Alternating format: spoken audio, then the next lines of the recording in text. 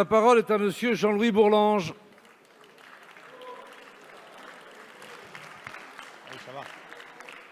Merci, Monsieur le Président.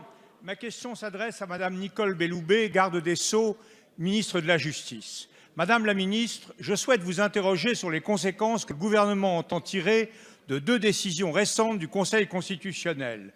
La première, autorisant l'engagement sur la base de l'article 11 de la Constitution d'une procédure référendaire visant à déclarer inconstitutionnelle la privatisation d'Aéroports de Paris.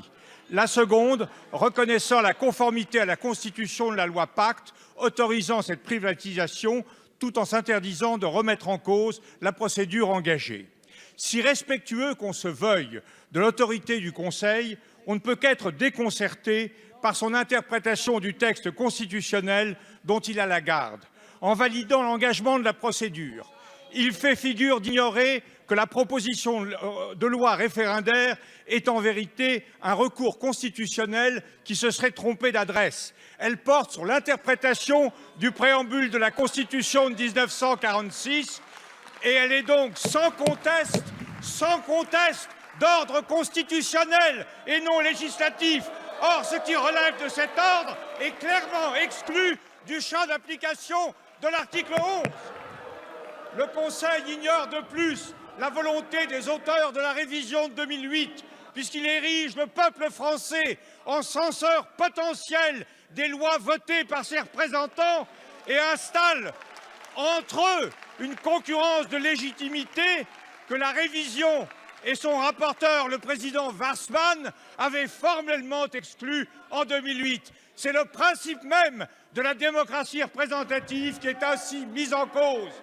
Le gouvernement peut-il nous éclairer sur les initiatives qu'il compte prendre, par exemple par une modification de la loi organique de 2013 pour empêcher qu'une procédure destinée à permettre au peuple de contraindre le Parlement à l'initiative puisse prospérer dans le but opposé, celui d'en paralyser l'action et d'en déconsidérer les votes. Merci, monsieur le député.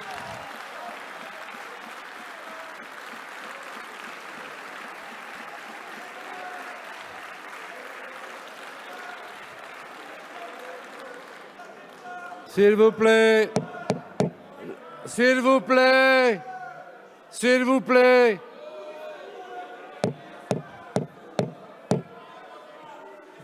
S'il vous plaît. S'il vous plaît, la parole est à Madame Nicole Belloubet, garde des Sceaux, ministre de la Justice, et à elle seule. Vous avez la parole. Merci, Monsieur le Président, Mesdames et Messieurs les députés. Monsieur le député Bourlanges, il ne m'appartient pas, vous le comprenez bien, de commenter les décisions du Conseil constitutionnel. Néanmoins, le gouvernement entend résoudre la difficulté que vous relevez. Ma préoccupation, elle est donc pour l'avenir. Nos procédures constitutionnelles, je le crois, doivent être d'une absolue clarté, car de la confusion des pouvoirs, il y a toujours un jeu qui s'élève contre la démocratie.